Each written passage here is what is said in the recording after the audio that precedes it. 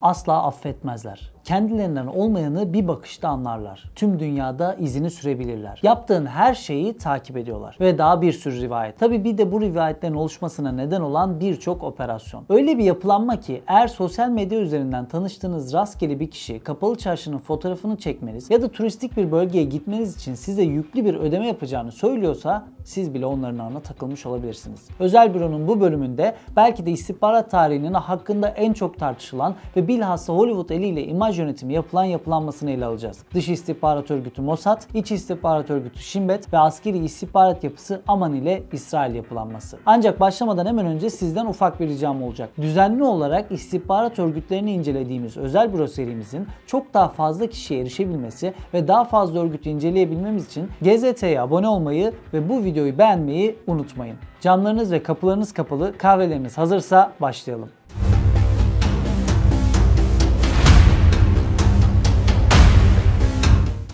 İkinci Dünya Savaşı'nın bitimiyle birlikte bir grup Nazi subayı Batı Almanya'da kalabilmiş ve başta ABD olmak üzere müttefikleri ikna ederek BND'nin temellerini atmıştı. Bunu ayrıntılı incelediğimiz Özel Büro'nun bir önceki Alman istihbaratı bölümüne sağ üstte bulunan karttan erişebilirsiniz. Önemli bir kısım Nazi savaş suçlusu Nürnberg mahkemelerinde yargılanırken bir kısmının da kaçtığı biliniyordu ve kaçanlar arasında Holocaust'un mimarlarından Adolf Eichmann da vardı. Uzun yıllar boyunca birçok söylenti ve haber bu Nazi subaylarının yeri hakkında devasa bir bilgi çöplüğü yaratmış ancak gerçekten nerede oldukları tam olarak bir muammaydı. Holocaust'tan sağ kurtulabilen ve hayatını bu subayları yakalamaya adayan Nazi avcısı Simon Wiesenthal'ın eline 1953'te bir mektup geçti. Mektup, Eichmann'ın Arjantin'in başkenti Buenos Aires'te görüldüğünü iddia ediyordu. Wiesenthal, böylesi kritik bir isme dair ipucu yakalamış olmanın verdiği heyecanla mektubu İsrail'in Viyana konsolosluğuna iletti. Böylece İsrail istihbaratının yeni kritik misyonu başlamış oldu. 6 yıl süren çalışmaların ardından 1960'ta Eichmann'ın babasının ölmesi ve ailenin bir araya gelmesi Wiesenthal için bulunmaz bir fırsat demekti. Tuttuğu özel dedektiflerle cenazeye sızan ve Adolf Eichmann'ın son halinin fotoğraflarının çekilmesini sağlayan Nazi avcısı gecikmeden 18 Şubat'ta da bu fotoğrafları Mossad'a aktardı. Tüm bu süre zarfında el altından gizli ve sessizce yürütülen operasyon yakın zamanda Mossad'ın tüm dünyada tanınırlık kazanmasına ve yeni kurulan İsrail devletinin bir manada rüştünü ispat etmesine hizmet edecekti. Ancak İsrail istihbaratı doğal olarak böylesi önemli bir konuda tek kaynaktan ilerlemek istememişti. 1938 yılında Arjantin'e göçen Alman Yahudilerinden Lothar Hermann da Mossad tarafından Eichmann'ın kimliğinin tespit edilmesi için kullanıldı. Hummalı bir çalışmanın ve birçok bağlantının ardından Mossad sonunda Ricardo Clement adlı kişinin Nazi kamplarının önemli planlayıcılarından Adolf Eichmann olduğu bilgisini netleştirmişti. Hemen başlarını Rafi Eitan'ın çektiği 8 kişilik Shin Bet ekibi Başbakan David Ben-Gurion'un kararıyla Eichmann'ı yakalayarak İsrail'e mahkemeye getirmek üzere Arjantin'e uçtu. Bir ay boyunca her gün Eichmann'ın günlük rutinini takip eden ekip iş çıkışı otobüsten indikten sonra eski Nazi subayını etkisiz hale getirme planını yapmıştı. 11 Mayıs'ta her şey hazır beklemelerine rağmen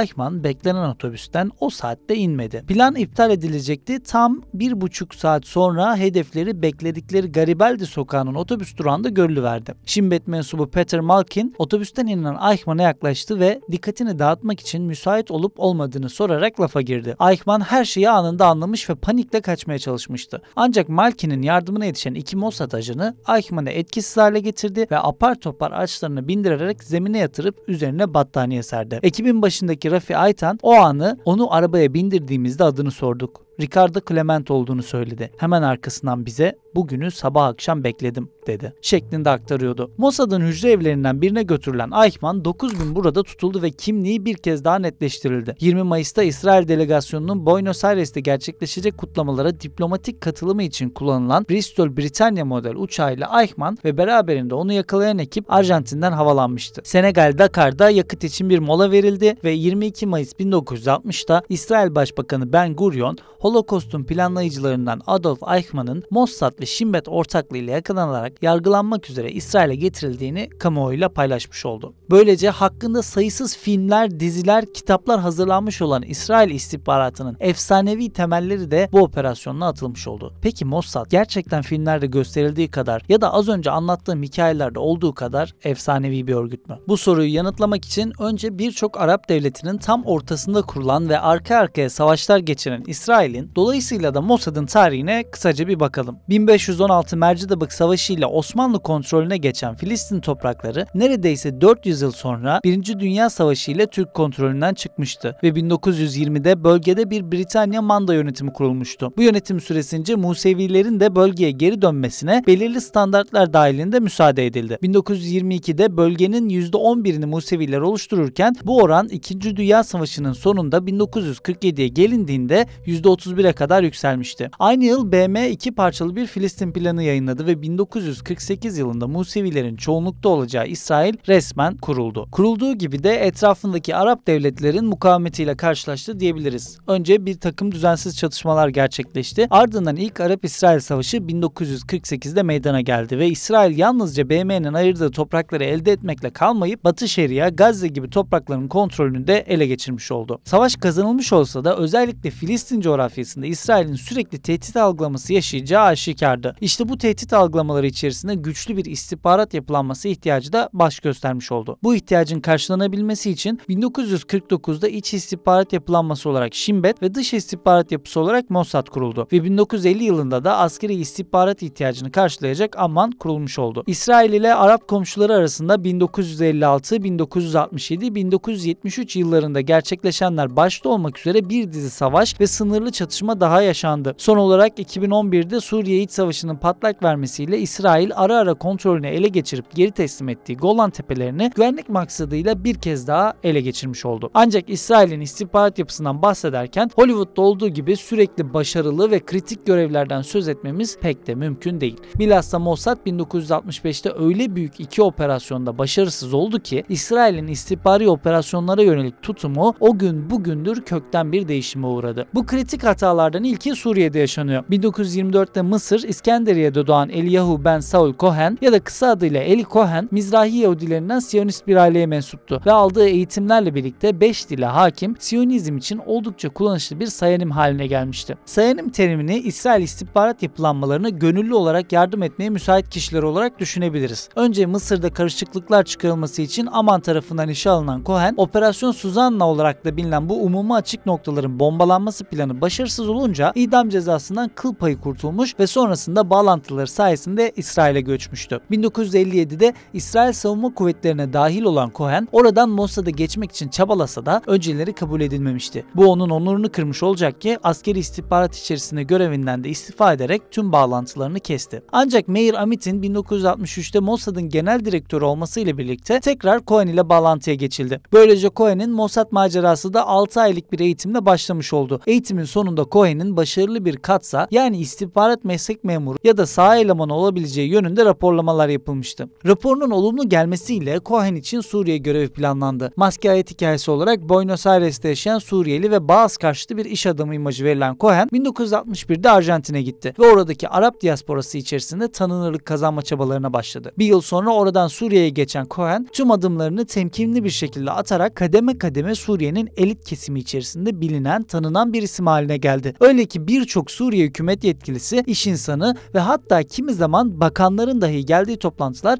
Cohen'in evinde düzenlenir olmuş. Bazıları için Cohen borç tahsis eder hale bile gelmişti. 1961-1965 arasında Mossad'a altın değerinde sayısız bilgi sağlayan Cohen, zirve icraatı olarak Golan Tepelerine bir gezi düzenlemiş ve Suriye'nin bölgedeki askeri yapılanmasını ve planlarını tümüyle İsrail istihbaratına aktarmıştı. Cohen'in saldığı bu bilgiler sayesinde 1967 savaşında İsrail Golan Tepelerini 2 günden daha az bir sürede kolayca ele geçirebilmiş oldu. Bu 4 sene içerisinde Cohen İsrail'e yalnızca 2 kez, o da gizlice gitmişti. Ancak 1963'te yaşanan askeri darbeyle Suriye istihbaratının başına geçen Ahmet Sudani ile Cohen'in arası hiç iyi olmamıştı. Bu durum onun bu faaliyetleri için en büyük tehlikeyi oluşturuyordu. 1964'te gizli İsrail ziyaretinde Cohen bu durumu dile getirmiş ve açığa çıkma ihtimalinden ötürü görevinin sonlandırılmasını istemişti. Mossad ise son bir görevlendirme için onu Suriye'ye tekrar yönlendirmiş, sonrasında bu görevinin sona ereceğini ve geri kalan hayatı boyunca İsrail'de görevlendirileceğini söylemişti. 1965 Ocak ayında Suriye istihbaratı Sovyetler Birliği'nden alınan yeni cihazlar ile istihbari sızıntıları teşhis etmek maksadıyla bir radyo sessizliği planı yapmıştı. Radyo sessizliği belirli bir süre boyunca resmi tüm radyo frekanslarının kullanımının durdurulması anlamına geliyordu ve bu sayede illegal sinyaller tespit edilebilmişti. Bu sinyallerden en kritik olanı da şüphesiz Cohen'in Şam'daki apartmanından İsrail'e yönlenenlerdi. Cohen Cohen cihazının başında ele geçirildi ve çıkarıldığı mahkemede casusluktan idama mahkum edilerek 18 Mayıs 1965'te umuma açık bir şekilde infaz edildi. Faaliyetlerinden ötürü İsrail Cohen'i ulusal kahraman ilan etti. Aynı yıl kritik bir diğer hata da Mısır'da yaşanmıştı. Mossad, Mısır'ın çeşitli gruplarının içerisine sızma girişimlerinde bulunuyor. Bunları özellikle de Avrupa kökenli ve İsrail ile bağlantısız görünen isimlerle yapmayı deniyordu. 1921'de Almanya'nın Mannheim kentinde doğan Wolfgang Lotz da bu isimlerden biriydi. Aman yapılanmasına katılan Lotz, Mısır'a Cemal Abdülnasır'ın silahlanma programı ve İsrail'e yönelik stratejisiyle ilgili istihbarat toplanması için gönderilmişti. 1961 Haziran'ında Paris'e geçerek kendisini yönlendirecek ve raporlamalarını yapacağı Mossad ajanı ile tanıştı. Yüklü miktarda para ve şifreli bir iletişim cihazı aldı. Böylece Lotz, ki daha sonra İbranice olan Zeev Gur Ariye ismini almıştır, artık Mossad'ın himayesine geçmişti. Lotz 4 sene boyunca kurduğu binicilik merkezi ve seyislik hizmetleriyle Mısır'ın önde gelen isimleriyle haşır neşir oldu. Bir süre boyunca eski SS subayı Maskayet hikayesini benimsemiş ve kademe kademe Mısır savaş endüstrisi hakkında bilgiler elde etmeye başlamıştı. Hatta bu süre zarfında Mısır için çalışan birçok Alman mühendise de kargo bombaları ile suikast girişiminde bulunmuş, bazı saldırılarında siviller de yaşamını yitirmişti. Ancak 1965 Lotz'un bu macerası için son yıl oldu. Otobiyografisinde yazdıklarına göre banyosunda kurulu olan kablosuz mesajlaşma sisteminin ele geçirilmesiyle Lotz'un bir casus olduğu anlaşılmıştı. Eli Cohen olayından ders alan Mısırlı yetkililerin Sovyetler Birliği'nden temin ettiği iletişim takip cihazları bir kez daha Mossad'ın aleyhine çalışmıştı. Lotz 1965'te müebbet hapse çarptırılırken eşi 3 yıl ile cezalandırılmıştı. Ancak yaşanan savaş sonrasında BND ve Mossad'ın girişimleriyle 1968'de esir takısı gerçekleştirildi ve ikisi de İsrail'e iade edildi. Bu iki başarısız operasyon sonrasında Mossad'ın Eichmann'ı yakalayıp İsrail'e götürmesiyle başlattığı efsanevi istihbarat yapılanması imajı yerle bir olmuştu. Ancak daha fazla mensubunu kaybetme riski almak istemeyen Mossad, 1965 sonrasında tehlikeli gördüğü noktalarda doğrudan bulunmak yerine sayanimlerden faydalanma yoluna gitmeye başlamıştı. Eğer ilgili ülkede yeterli nicelik veya nitelikte sayanim yoksa bu sefer farklı motivasyonlarla uygun kişilere yaklaşıp onları angaje etme yöntemi de deniyordu. Bunun son örneğini MİT'in geçtiğimiz haftalarda ortaya çıkarttığı hücre yapılanmasında da görebiliriz. İstihbarata Karşı Koyma Daire Başkanlığı ikisi Türk 7 kişinin Mossad ile bağlantısını tespit ederek takip etmiş ve 9 hücreyle bağlantılı 56 kişilik bir Mossad ağına erişmişti. Bu kişilerle İngiltere, İspanya, Almanya gibi ülkeler üzerinden tek kullanımlı katlarla iletişim kuran Mossad katsalarının uygun görülen kişileri Sırbistan, Dubai ve Tayland gibi noktalarda kurduğu eğitim merkezlerinde 5 aşamalı bir ajanlık sürecinden geçirdiği de açığa çıkarılmıştı. Daha önce de Ocak ayında bir Mossad ağı ele geçirilmiş, yine İsrail merkezli katsalar Türkiye'deki şebekelerini ülke dışından yürüterek bağlantılı oldukları kişilere İsviçre üzerinden vize imkanı sağlamışlardı. Günümüzde Mossad'ın yaklaşık olarak 7.000 kişilik bir ekibinin bulunduğu düşünülüyor. Genel yıllık bütçesinin ise 2.7 milyar dolara kadar vardığı tahmin edilenler arasında. Hiyerarşik olarak da İsrail Başbakanı'na bağlı olarak faaliyet gösteriyorlar. Mevcut direktör Haziran 2021'de Yossi Cohen'den görevi alan David Bernea. Kendisinin Mossad kariyeri 1996'ya kadar geriye gidiyor.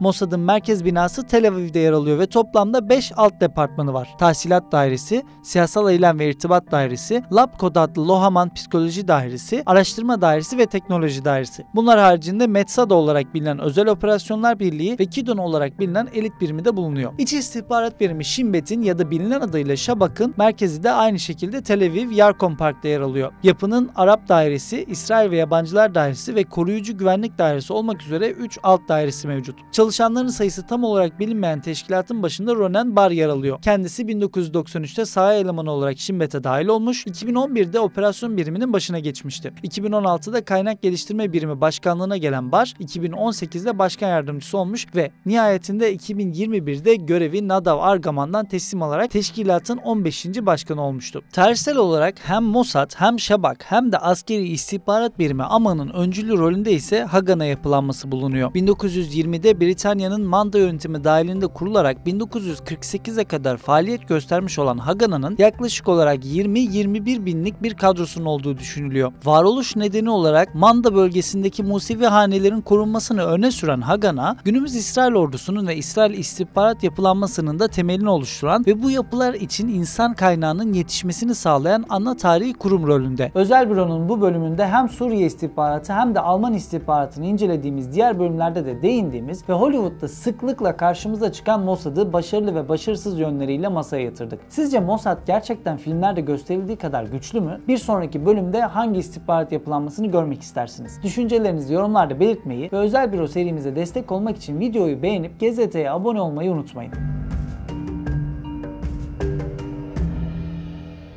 Asla affetmezler. Kendilerinden olmayanı bir bakışta anlarlar. Tüm dünyada izini sürebilirler. Yaptığın her şeyi takip ediyorlar. Ve daha bir sürü rivayet. Tabii bir de bu rivayetlerin oluşmasına neden olan birçok operasyon.